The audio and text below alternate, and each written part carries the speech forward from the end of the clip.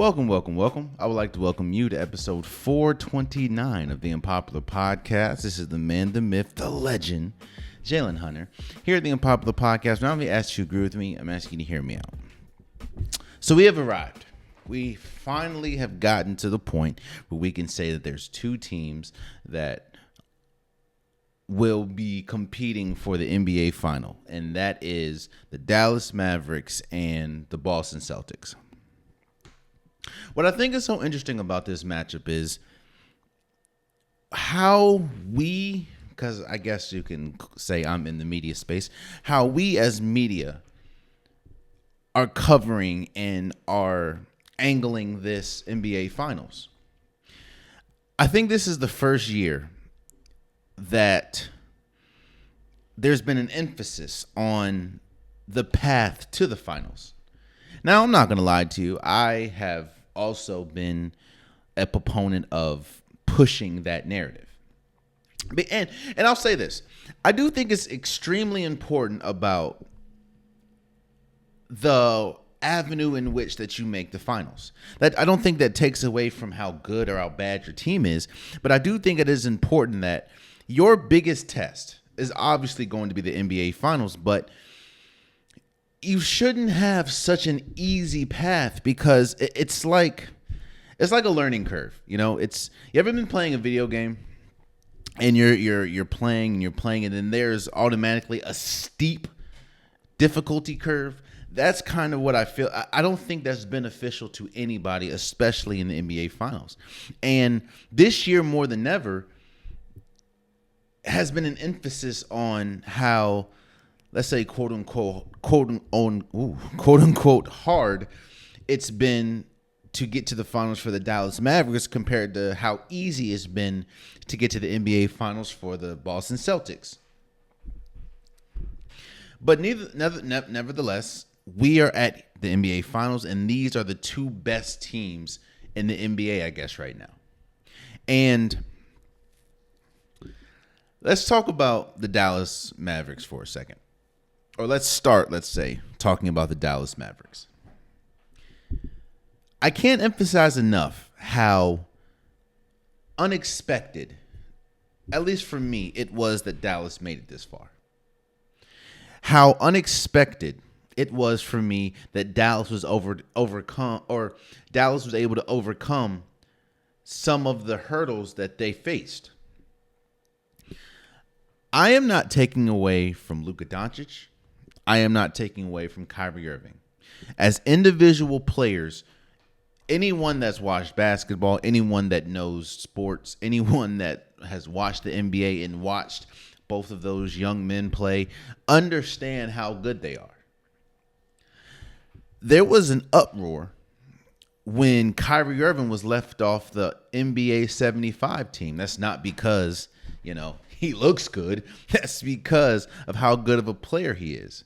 If you look at just the accolades that Luka Doncic has already accumulated through his years of playing, whether that's All-Star NBA or All-Star games, All-NBA teams, scoring averages, he is one of the best players, at least this far in his career, that we've ever seen. I'm not saying he's the GOAT. I'm not saying he's on that level, but if he continues the trajectory that he's been on, he will go down as one of the best players to ever play the game of basketball. So I'm not taking anything away from Kyrie and Luka. But what I am doing is I'm looking at the totality of the season. I'm looking at the totality of the Western Conference, and I'm looking at how they've looked. You see, you can't make assumptions. You can't make, or it would not be beneficial for you to make assumptions without seeing proof of something. And it would be foolish for you to make an assumption off of proof that doesn't benefit you. And what I mean by that is Kyrie Irving and Luka played last year together. Now, yes, granted, it was halfway between at the halfway point of the season and at the end of the season, but they didn't even make the playoffs. And we've seen the struggles that Luka has had playing alongside other players that may demand the ball more than others, i.e. a Jalen Brunson. The reason why Jalen Brunson was so readily able and willing to take the money from New York is because he saw opportunity there. And obviously they were willing to pay him a little bit more. But he saw opportunity there. Opportunity that he was not and was never going to get alongside Luka. We know what happened with Luka and Kristaps Porzingis. Kristaps Porzingis felt that he deserved and he was good enough to have a bigger role in the offense, have a bigger role on the team. Luka Doncic, being who Luka Doncic is, felt like, hold up, I'm the best player on this team. The offense should run through me. They clashed. Bada bing, bada boom. Porzingis went off to Washington. Not saying that those moves weren't warranted, but what I'm saying is we've seen Luka play alongside good players. We've seen Luka play alongside players that you could debate should or should not warrant more touches. And it didn't work. Luka was still great, but it didn't work. We've seen Kyrie Irving next to an all-time great in LeBron James, and he won a championship. We also saw him next to an all-time great in KD, didn't win. And James Harden didn't win. And Jason Tatum and Jaylen Brown, obviously they were younger, but he didn't win. Now, that was obviously an oversimplification of what I'm saying because I didn't, we're not taking into consideration injury because I think injuries was the biggest hurdle that he faced with KD and everything. But what I'm saying is all the data that we collected up to this point, in my opinion, would not warrant Dallas making it to the NBA Finals. The fact of their two best players are not really known to play any defense. In fact, they're more on the bad side of the defensive side of the ball compared to the good side. Kyrie a little bit better than Luka, but still. Their head coach, Jason Kidd, incredible basketball player, NBA champion as a basketball player, but hasn't really done much as an NBA head coach. I'm not here bashing Jason Kidd. I'm just saying what the truth is. The truth is, if you look at Jason Kidd's resume as a coach, he hasn't done much to warrant saying, oh, he is a great coach and he will be in the NBA Finals. In fact, you're looking at a team in Dallas that has had a okay history. Yes, they had Dirk. Yes, they won a championship in 2011, but that's it. They've been the number one seed a couple times, but again, they only have one championship. Their history as a franchise has just been a really good team that hasn't really been able to get over the hump outside of that 1 year. So nothing about the lineage, about the history of this Dallas Mavericks. Oh, they did make it to the finals against Miami. And they lost when it was D Wade and Shaq. I will say that. I forgot about that. All I'm saying is this. The fact that Dallas is here speaks to a testament of how good they were able to overcome not just the past, but overcome adversities this year. Do you remember Dallas is one of the worst teams at the beginning of the year? I think they went on a mean losing streak. And there was rumblings about, Luka and Kyrie are not working together yet again. But quiet as is kept, after the All-Star weekend, after All-Star break, Dallas was one of the best teams in basketball.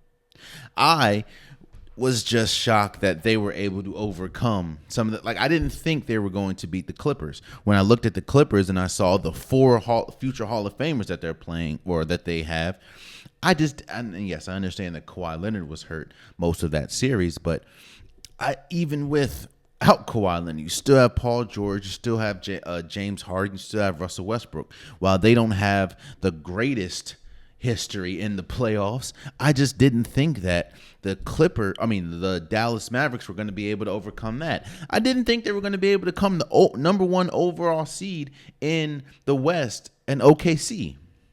I was very high on OKC going into the playoffs. I did say that the one issue that they were going to have, or they could have, is their youth. And I think that's some of the mistakes. People don't understand, some of the mistakes is when we're saying youth. They don't know what they don't know. And that is essentially what hurt them. That is the OKC Thunder. And I obviously didn't think that Dallas was going to win against the Timberwolves. The Timberwolves had the best defense. They had Anthony Edwards. They had the matchup, in my opinion, the mismatch in Karl-Anthony Towns and P.J. Washington. It was supposed to be, I'm not going to say it's sweet, but I just didn't. I thought the Timberwolves were the better team and were playing better going into it. But I was wrong. And for that, I will say shout out to Dallas. But we're at the NBA Finals now. And everything that I just said for 11 minutes and 30 seconds, you can chalk it up to it is what it is at this point. You have a team that plays so well together and gels so well together that I don't know if you've noticed, but while Dallas has played 3 teams already, again, the Timberwolves, OKC, and the Clippers, do you realize they've beat them? They beat all 3 teams different ways while still playing their same game. And what I mean by that is they beat, it was it was Kyrie Irving and Luka Doncic going crazy on the Clippers. They were playing great defense as a team, but majority of the scoring was coming from Kyrie Irving and Luka Doncic. No surprise there. In OKC, or against OKC, they beat them on the defensive side of the ball. While they were still getting scoring from their scores, they were getting great defensive stops from P.J. Washington. They were getting great defensive stops and rebounds from Daniel Gafford. They were getting great possessions. And they utilized the pick and roll to perfection against Minnesota. In fact, it was so good, and Minnesota had no answers for it. They did not run another play in the entire series. Think about that. The entire 5-game series, Dallas ran the same exact play on Minnesota. Minnesota had absolutely no answers. What I'm saying is this Dallas team has found a way to win. And shockingly, especially looking at a team that I don't think is, when you look at their players individually, they're not the best defensive team. They're not the best cohesive team. They were able to win in multiple ways. And going into the NBA Finals, in my opinion, the best player, we'll talk about this a tad bit later, but I think this is going to be the series where we talked about Minnesota. We talked about Minnesota and how I thought Karl-Anthony Towns was the X factor. I thought if Karl-Anthony Towns beat his matchup in P.J. Washington, the Minnesota Timberwolves were going to win the series. He obviously didn't beat his matchup in P.J. Washington. They're here. I think that is going to be the same case for the NBA Finals. I'm going to talk about the Boston Celtics before I really give my pick, but I think that every series is about matchups, and I think that both teams have the matchup where if they're able to exploit said matchup, they win.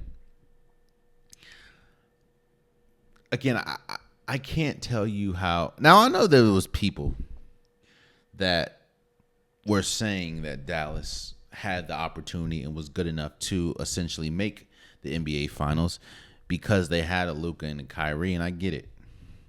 But I was not one of those people. So the fact that they made it is just kudos to them and shouts out to them. They did the damn thing.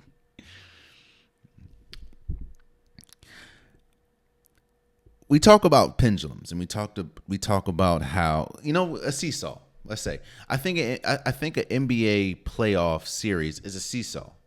Should be. If it's a good series, you swing one way, swing another. It's all about matchups and it's all about games. And when we talk about pendulums, when we swing over to the Boston Celtics side, to me, this is the team. This is the team that they've been building up for. This is the team that should win. Last episode, I talked about how it feels like this Dallas team is a team of destiny. Because of everything Kyrie had to go through on his journey to get to this moment. I talked about everything that Luka had to get through to get to this moment. I talked about everything Jason Kidd had to get through, Mark Cuban, and this whole Dallas franchise. You can kind of say the same thing about the Boston Celtics, but what the Boston Celtics have done is built this team. And they've built the right team. Same as, obviously, Dallas getting Daniel Gafford, getting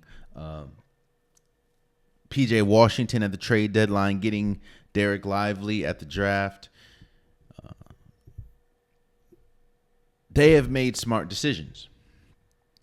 But everything that Boston has done was made, every move Boston has made was for June.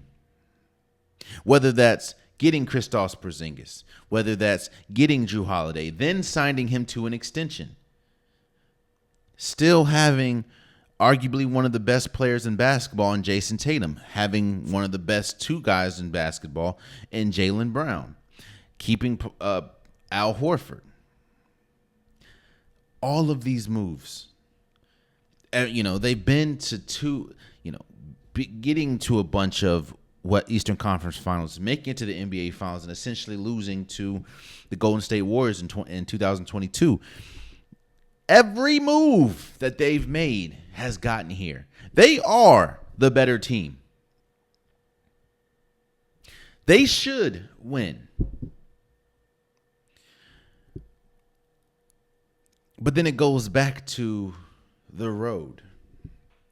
I think that it's such a disservice when the first time I think you're tested as a team is in the NBA Finals. I didn't say not the biggest test. I said the first time that you're tested. Because let's be honest. I don't think if all of these teams were fully healthy, meaning I don't think if the Heat were fully healthy, I don't think if the Milwaukee Bucks were fully healthy, I don't think if the Knicks were fully healthy, I don't think if the Pacers were fully healthy, I don't think we would have a different outcome. As far as I think the Boston Celtics would still be in this position. But I do know that the road would be much tougher. That the road would be your first test would not be the NBA Finals. Your first healthy team would not be the NBA Finals. And I think that does a disservice to a team. I'm not taking, again, I've said this from day one. The Boston Celtics look like the best team in basketball when you look at their roster, and they play like that all year. Now it's time. I'm not usually one. I understand that every single time a team loses, we talk about the reevaluation stage. And I don't think that there's a team that it's how do I say this? I don't like putting that championship or bust category on most teams because only one team wins a championship. Only one team is able to hoist the Larry O'Brien trophy. And just because you don't win it, just because you don't make it, doesn't mean you didn't have a successful season. For instance, I don't think the Magic look at their season as a failure. The Magic obviously didn't win a championship, but they were good enough to make it to the playoffs. And they had a hard-fought series with the Cleveland Cavaliers. I don't look at that as, oh, well, that season was a failure. I think the season was a roaring success. I understand that Jalen Brunson might think differently, but I don't think the Knicks season was a failure just because they didn't win it all. You have you found your star of the future in Jalen Brunson. You have obviously every single player that was important pretty much got hurt, but you were still able to make it to the second round of the playoffs. Hell, I don't think that the OKC Thunder had a bad season just because they didn't win. They're a team that nobody expected to make it to, or not. You can say you expected them to make it to the playoffs, but no one expected them to be a 1 seed and make it to the second round. So I don't like saying that it's a championship or bust for some teams. Now, again, there are other teams. Like, I think you can consider this season a failure for the Denver Nuggets. I think you can consider this season a failure for the Golden State Warriors, seeing as the history that they've had, or the recent history that they've had. You can say that this season is a failure for the Los Angeles Lakers because I think there's a lot of unreal expectations. I think you can say this season is a failure for the Milwaukee Bucks. When you get Damian Lillard, you obviously expect to, at minimum, make it to the Eastern Conference Finals. They didn't do that. But when I look at this Boston Celtics team, this team is the poster child for championship or bust season. There's only so many times you can make it to the mountaintop, and people stop expecting you to not get there. There's only so many times you can reach your hand in the cookie jar and not pull out a cookie. Touch the cookies, but not pull out a cookie. The Boston Celtics continue. I think that's a as unfortunate as it is, that's kind of an issue. That's kind of the curse that they have. They've been so good for so long that we're tired of expecting the bare minimum is higher for them than anyone else right now. Again, we just talked about they've been to, since Jason Tatum has been in the league. I think he's been to three or four Eastern Conference Finals. He's been to 2 NBA Finals. So the expectation is a lot higher for them than it would be for anybody else because we've seen their floor. Their floor for the last few years has been Eastern Conference Finals. Well, that expectation is gone. Like the expectation of, oh well, at least they made it to the conference finals. At least they made it to the finals. We're done with that because they've done that, and they keep doing that. I'm not saying legacies are on the line. I'm not saying that we're going to look at players different or whatever. But what I am saying is, there's only so many times you can miss a free throw before people start expecting you to miss free throws. I think this has been the best team, the Boston Celtics. They've been the best team all year. And this would be a hell of a time to play your worst basketball in the NBA Finals. I don't think that they're unbeatable. Let me say that. I think the last time I thought a team was unbeatable in the finals was when Denver last year. I didn't think the Heat had a shot in hell to beat the Denver Nuggets. In fact, I think I said it here. I'd be shocked if the Heat won 2 games. 2017 and 2018 Golden State Warriors. Wasn't nobody beating that team with Steph, Clay, Dre, KD, Andre Iguodala. There wasn't nobody beating that team. In fact, the only reason why somebody beat that team in 2019 was due to injuries. I don't have that same feeling for the Boston Celtics, even though if you look at their road to get here, the dominance, they have been one of the most dominant playoff teams we have ever seen. They've only lost, twice? They lost to the Cleveland Cavaliers and they lost to the Miami Heat, both in game 2. But when you talk about blowouts, when you talk about that, they have been statistically the best team by far in these playoffs. The expectation, the floor is a lot higher for this team. And they know that. Again, they don't sign and give an extension to Jrue Holiday in the same year if they don't expect championship. They don't give Kristaps Porzingis, or they don't go get him knowing how much his contract is if they don't expect a championship. So that is, we have two teams, one team that, in my opinion, you kind of expected to be here. You expected the Boston Celtics to get here. Compared to another team where, while they have great players, the expectation was a lot lower getting to the NBA Finals.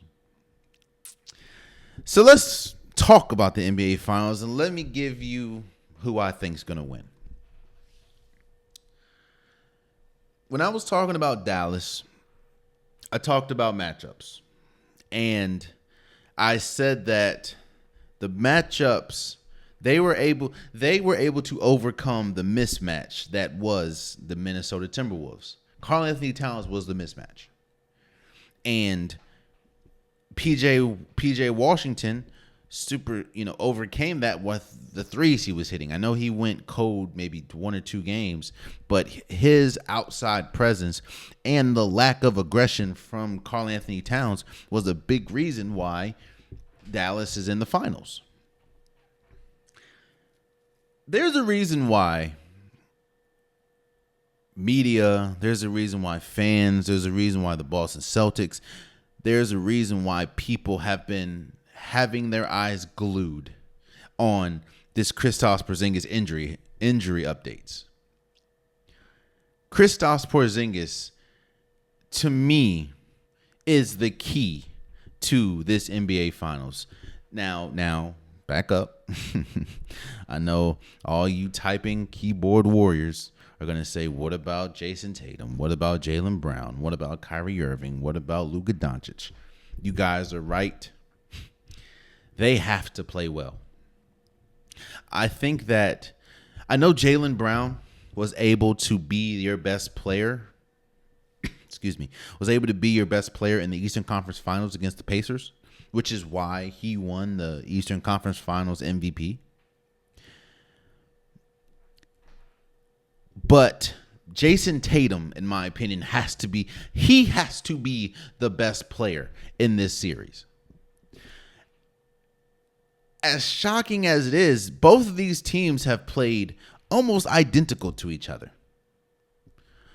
And at least in the playoffs. And I think we're done thinking about what we're going to get from Luka, what we're going to get from Kyrie. We know that they're going to be aggressive, and we know that they're going to be, at least offensively, probably as good as they've been this entire playoffs. While you have better defenders going against, like you have a Jrue Holiday, you have a Jaylen Brown, you just beat the number 1 defense in basketball in the Timberwolves. And don't get me wrong, I love Jrue Holiday. I think he's one of the most underrated players, but I don't think that his defense is leaps and bounds better than, Jaden McDaniels' defense this year. I don't think Jaylen Brown's defense is leaps and bounds better than Anthony Edwards' defense this year. And we saw what Kyrie and Luka was able to do there. So, and Jaylen Brown. I mean, I think we're done. I think we're done questioning how good Jaylen Brown can be. I mean, you have a ESPN. You have Eastern Conference Finals MVP in your belt. Jaylen Brown has been probably the most consistent scorer for Boston this entire playoff run. Now, granted, I do think that it's kind of been a little overblown as far as Jason Tatum's lack of aggression because, I mean, you haven't really played anybody that should make Jason Tatum feel like he has to play his best. I understand that's a kind of a crazy way of thinking about it, but when you are beating people by 20, 25 points, when you have a running mate who's getting 30, 35, and you're like, I'm gonna defer to you. So I think that the four best players in this series cancel each other out, meaning they're going to play to the level that we expect them to play. I think Luka is going to play to the Luka level. Kyrie is going to play to a championship level. Jaylen Brown is going to play to a championship level, and Jason Tatum is going to play to a championship level. I do think that I do think that Jason Tatum is going to have to be the best player out of all four. If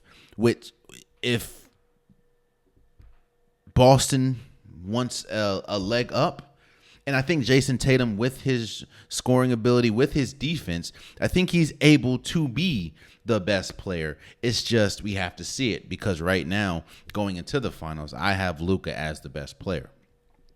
But we talk about matchups and why I said that Kristaps Porzingis is going to be the most important player.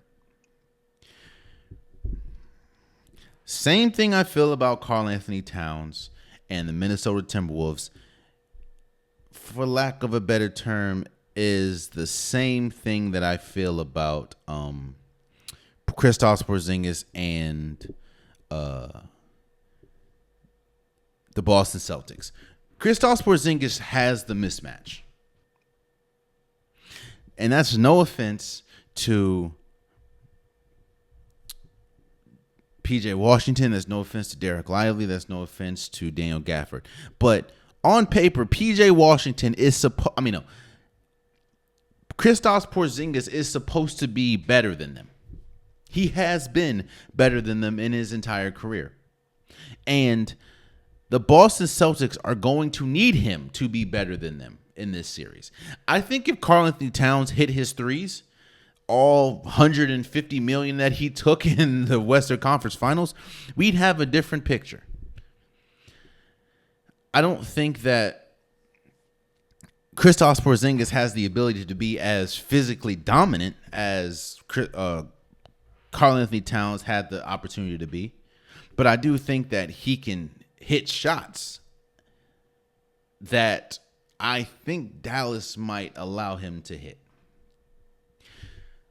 I said that the four best players are going to cancel each other out. That means that this series is going to have to be about the others. It's going to have to be about who wins the matchup between Kristaps Porzingis and PJ Washington. Who wins the matchup between Daniel Gafford and Al Horford? Who wins the matchup between Derek White and whoever's guarding Derek White. That is going to be the matchup. That is going to be the determining factor of this finals. These teams have played to a level that you can say they kind of equal each other out. And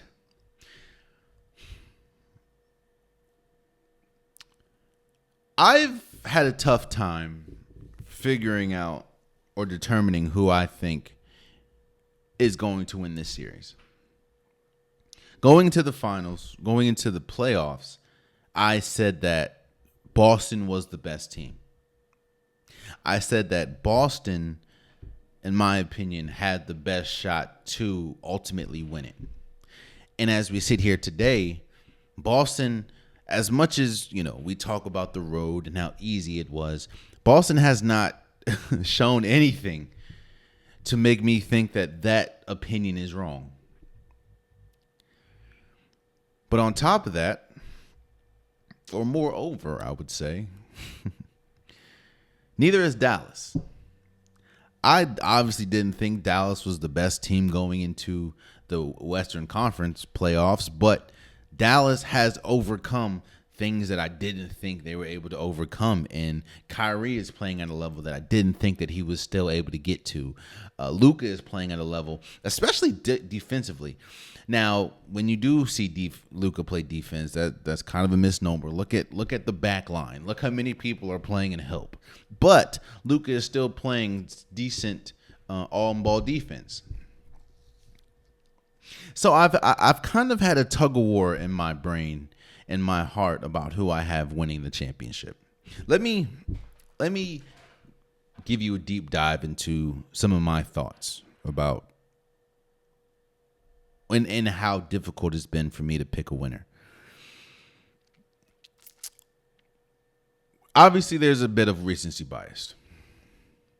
And when we look recently, the stars for Dallas have looked much better than the stars as a duo for Boston. Luka and Kyrie has looked better than Jason Tatum and Jaylen Brown. While they've all looked good, I would pick the duo, Dallas's duo, right now over Boston's duo, just because of how good they played. Doesn't mean that it's so far off, but that's just what I would pick. And then I'm thinking, okay, what do both teams look like at their best? And in my opinion, Boston looks like the clear-cut better team at their best. When you have Jason Tatum, Jaylen Brown, Kristaps Porzingis, Jrue Holiday, Derek White, Al Horford, all hitting their shots and playing defense, there is not a team in basketball that should be able to beat them.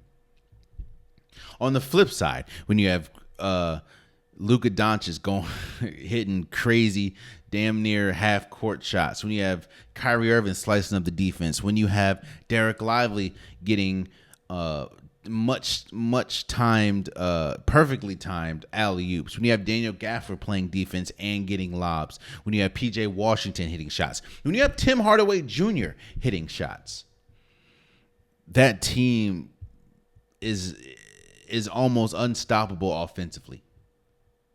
And the thing that I do know about both of these teams is their offense kind of dictates their defense. When their offense is firing on all cylinders, their defense is humming. When their offense is not firing on all cylinders, their defense can be a little shaky. And that gets to my other point. It's as dominant as they've been.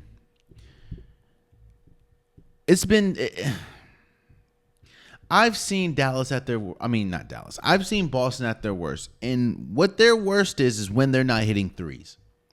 Boston relies so heavily on threes that the two games that they lost, and honestly, if we're being completely honest, they should have lost to the Pacers. The Pacers gave, 2-3 games away? They gave 3 games away in the final moments of the game. The Pacers should be the team that we're talking about. Now, obviously, shoulda, woulda, coulda. But still, when Boston does not hit their shots, they look night and day different than how good they can be. And vice versa, on the flip side, when Dallas does not hit their shots, they still rely on their defense. They still rely on their rim protection. They still rely on their presence. Something that I didn't think we would be able to say about a Kyrie and Luka-led team.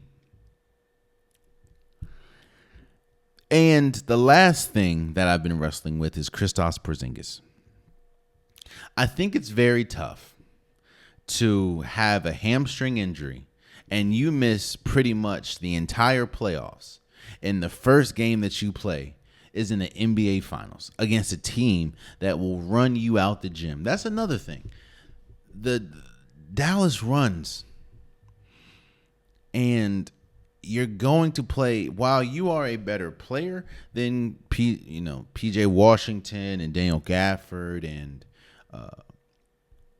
Derek Lively, they've been playing longer, and they're going to test that hamstring. And I just think that it's tough. It's tough having to deal with that type of athleticism and that type of speed when you haven't played since like the first game of the first round, or maybe even not played in the playoffs at all. So let me stop beating around the bush. Who do I have winning the finals?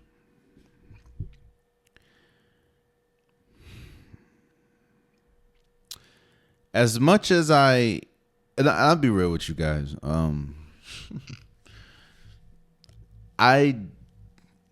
There's a part of me that would love to see. Actually, there's a large part of me that would love to see Dallas win the finals, because everything that went on with Kyrie, and I just don't want. I just don't want success from Boston. Me being a Washington native and born and raised in Washington, and understanding how some of those games win, and it's just hard for me to root for Boston. So there's a large part of me that definitely wants Dallas to win. But I'm going to pick Boston to win. I think Boston is the better team. I think that Boston has shown, not just this playoffs, but the entire season, that when they're hitting in all cylinders, they are unstoppable this year. I think that the finals losses and Eastern Conference Finals losses have built them to get to this point. And I'm not one to question or dictate legacy while you're still playing or with a game or series, but I do think that this is a huge legacy series for Jason Tatum and for Jaylen Brown. I think that the legacy, if they lose or not, I think the legacy is cemented for Kyrie. He's one of the greatest point guards we've ever seen. Arguably has the best handles of all time. NBA champion, hit the biggest shot arguably in NBA Finals history. That's cemented. Luka Doncic, I think he has several years to try to keep this going. And I think Boston does as well. But the fact of Jason Tatum and Jaylen Brown keep getting there and keep losing, I think that's going to continue to hurt them. I think that Boston is a better team. I think that Kristaps Porzingis, he might be rusty the first game or two, but I think that once he gets back to 100%, he's going to be a force. I think that Al Horford, as much as I hate watching Al Horford play, Al Horford is a smart player. Derek White is having a great run. As much as it hates for me to say it, I have Boston winning in 6. I think Boston's going to win in 6. And I have Jason Tatum as the Finals MVP. I think Jason Tatum is going to be the best player, or has to be the best player in the Finals, for them to win it all. So I have Boston in 6. Oh, man, that hurts to say, man. But yeah, that's what I have. Let's move forward. Let me talk about market for a second. Now, I've talked about this before, but I just feel like I need to talk about it again when I hear some of the takes that I'm hearing. In the NFL, most of the time, the market is set by the last person that gets a deal. The last person that gets a deal usually shows where the market is, how high the market can go. That's usually the market setter.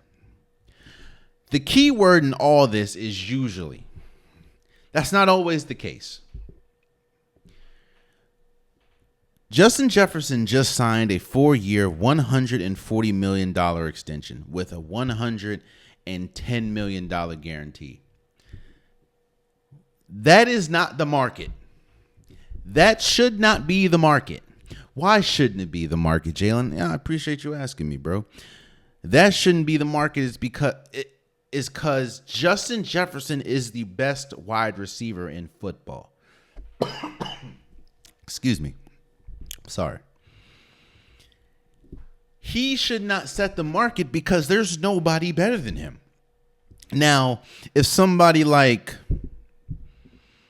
and no offense to him, all of these receivers are good, but if someone like Zay Flowers, if someone like George Pickens signs 4 years, $140 million, then you can say, well, that's the market because there are players that are better than him. I think that's one of the biggest issues that was facing Lamar Jackson when he was having his contract dispute with the Baltimore Ravens. He was trying to set his market at where the top player was getting. He was trying to set his market to where, Patrick Mahomes was. And I think, and it's not a coincidence why Lamar Jackson got his deal done after Jalen Hurts got his deal done. Because that's when you can say, all right, well, my game is more comparable to Jalen Hurts, or at least what I've done compared to what he's done is more comparable. So my contract is going to be as close, if not more, than Jalen Hurts. I can't warrant a bigger contract than the best player or than a player that's much better than me, that's decisively better than me. I'm hearing a bunch of people say, oh, okay, well, I was waiting for... Yeah, I'm going to talk about Dallas in a second, but you heard, Dallas and Ceedee Lamb was waiting for Justin Jefferson or A.J. Brown. Or, look, hey, or Jamar Chase. You can argue if Jamar Chase is better than Justin Jefferson, but when we talk about what we've seen on the field, Justin Jefferson, even with mediocre quarterbacks, has been the better player. So I think Justin Jefferson deserves every single penny of the deal that he got. I think Justin Jefferson is the best wide receiver in football. I don't think that sets the market because I can't look and say, all right, you should get paid better than a player that is better than you. That just doesn't sound right. That just doesn't make sense. Does it? Does that make sense to you? I'm going to pay just because Justin Jefferson has the richest contract in NFL history for a non-quarterback or something. That's the market. That's the lowest I'm going to accept. Hell no. Justin Jefferson deserves every single penny of that contract because he has proven to be the best at his position. I don't expect anyone to make more than, I don't know. Now, obviously, it happens with quarterbacks, but I just think it's crazy that there are quarterbacks that make more than Patrick Mahomes.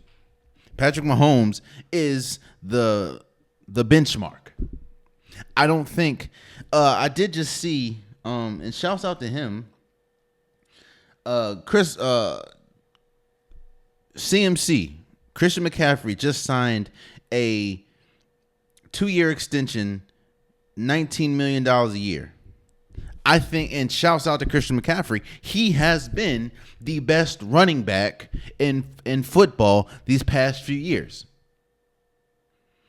I don't think, and shouts out to Derrick Henry, shouts out to all the running backs. I don't think there's another running back that should be getting paid more than Christian McCaffrey right now. That doesn't mean he set the market. That just means he's getting paid what he deserves. We know he's the MVP of the 49ers, in my opinion. At least 49ers offense. So when you see people like Brandon Ayuk, when you see people like T. Higgins that are in contract disputes, I think that they should definitely get what they feel they deserve. I definitely feel that they are top tier quarterbacks. I mean, the wide receivers, I'm sorry. But when you look at their contract, there's no way that you can say, well, the market is set at 4 years, $140 million. Hell no, because they're not better than the person that got that contract. Their contract, you know what they should look at? They should look at what Jalen Waddle got. Because and shouts out to Jalen Waddle, their production is closer to Jalen Waddle than it is Justin Jefferson. I didn't say you can't get close. But when I hear people say, set the market, Justin Jefferson set the market. No, he did not. Justin Jefferson just got paid as the best wide receiver in football, which he has been. So shouts out to him for getting 4 years, $140 million with $110 million guaranteed. That is a basketball. In fact, that's the same contract that outside the guaranteed. That's the same contract that Jordan Poole got. So you're starting to see football contracts get closer and closer to those NBA deals. Now, obviously not $280, $300 million, but yeah. Shouts out to Justin Jefferson, man. He deserves every single penny of that. We just talked about market. And how I don't think Justin Jefferson set the market. I just think he got what he deserved. And we talked about Ceedee Lamb.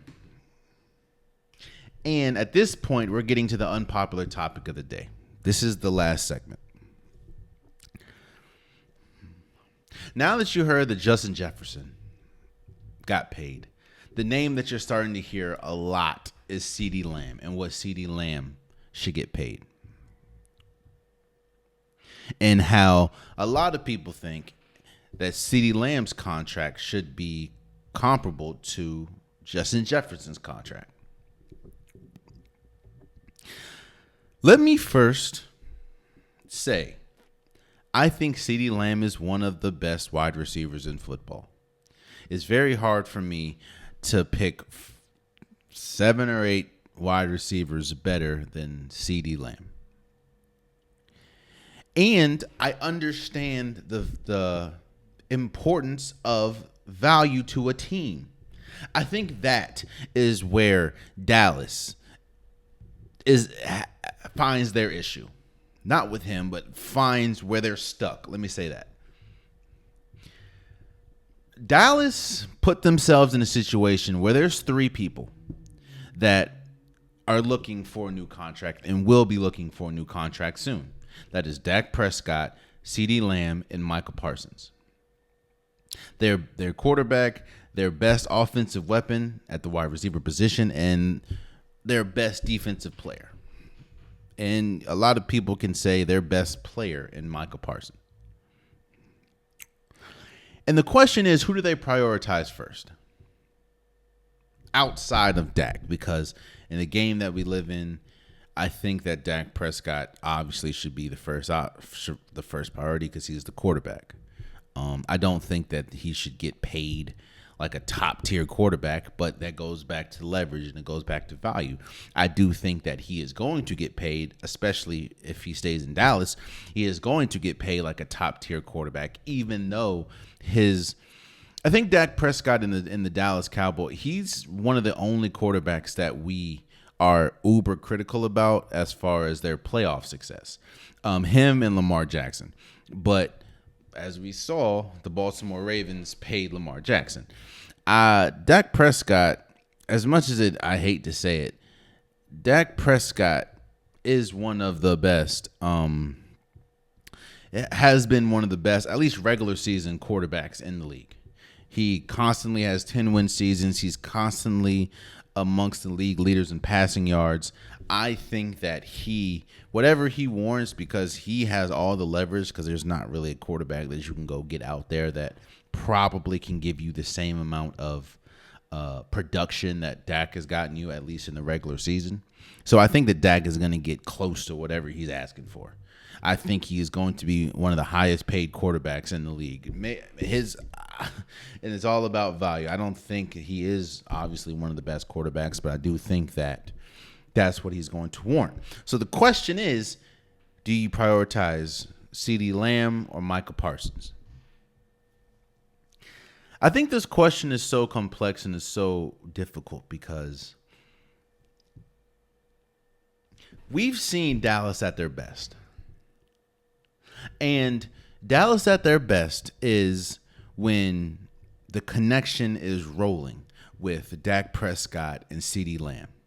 And we've also seen when Micah Parsons is going crazy on the defensive side of the ball. When everything is clicking for Dallas, they are a tough team to beat, which is why they have multiple 10-win seasons.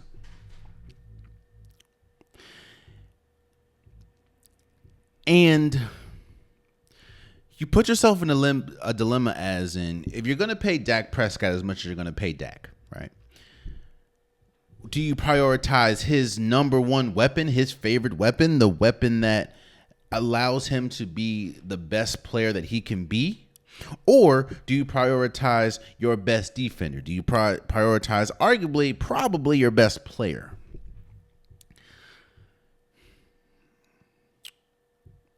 In my opinion, you have to go with your best player. I couldn't imagine where this Dallas team would be if it did not have Micah Parsons.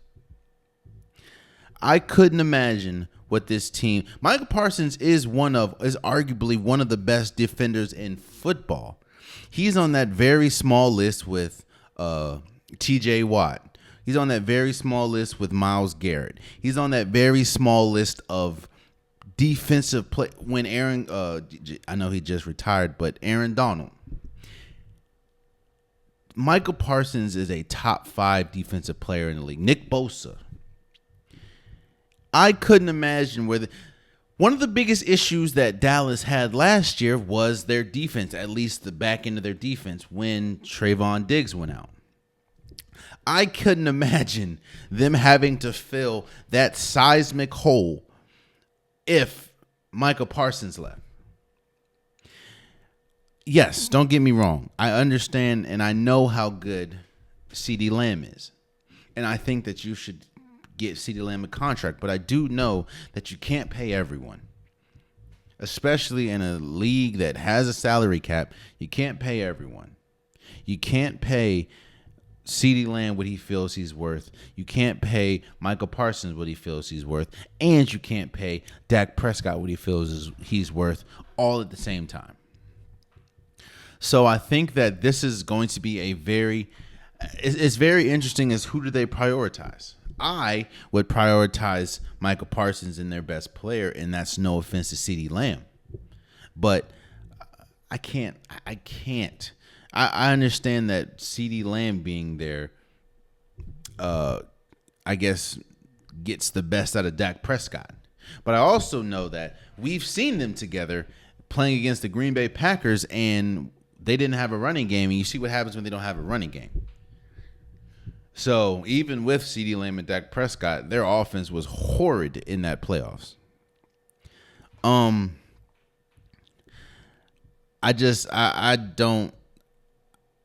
don't know. To me, you have to prioritize Michael Parsons. You just have to.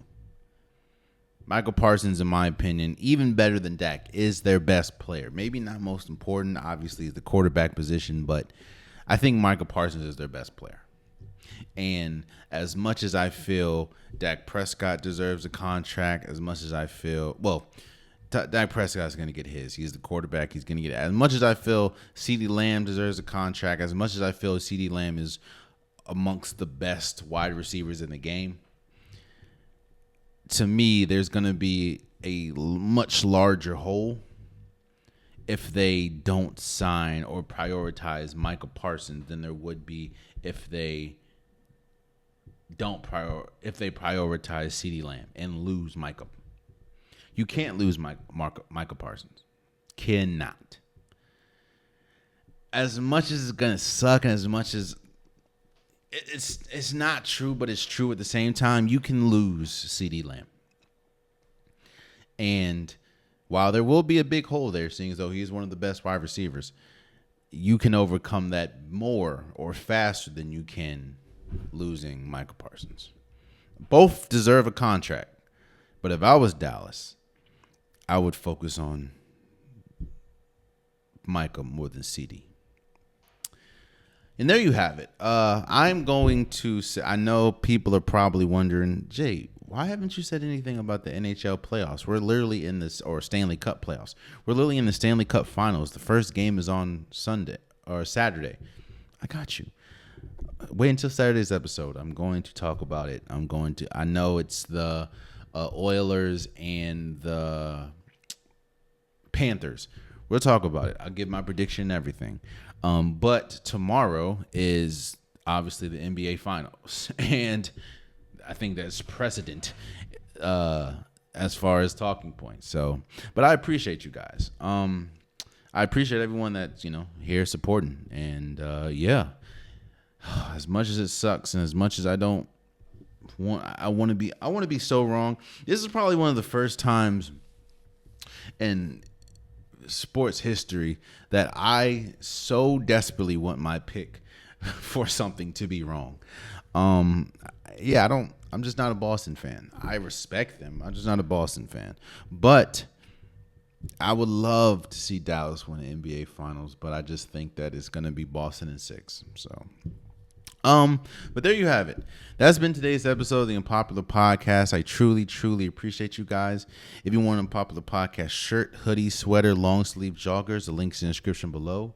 I have multiple different colors, multiple different designs. Get your Unpopular Podcast merch today.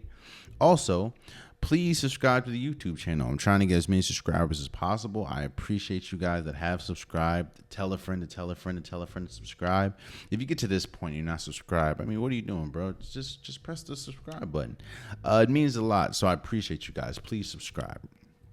Also, I understand that there's some people that only listen on DSPs. There's some people that only watch on YouTube. For my DSP listeners, that's Apple Podcasts, Spotify, SoundCloud, Pandora, wherever you get your podcast that you listen to. Please follow, please subscribe. It definitely means a lot. I appreciate everyone that supports me. And if you do only listen to me on DSPs, I truly, truly appreciate you. Tell a friend to subscribe. It means so much. Also, please follow the socials. Follow Instagram. Follow TikTok. I post pretty much daily there. A lot of the reels that you see on, or shorts that you see on YouTube, I have to cut them down. They're much longer. And if you want to see the full reel, the full short, go to Instagram, go to TikTok. It's there. And if you do get there, just follow. That's where we can debate. You can tell me how much you love my takes. You can tell me how much you hate my takes. You can go back and forth. That's probably the best place to do it. You keep it respectful, and I don't mind going back and forth. I appreciate everyone's output or input, and it means a lot. So follow the socials. Until next time, much love.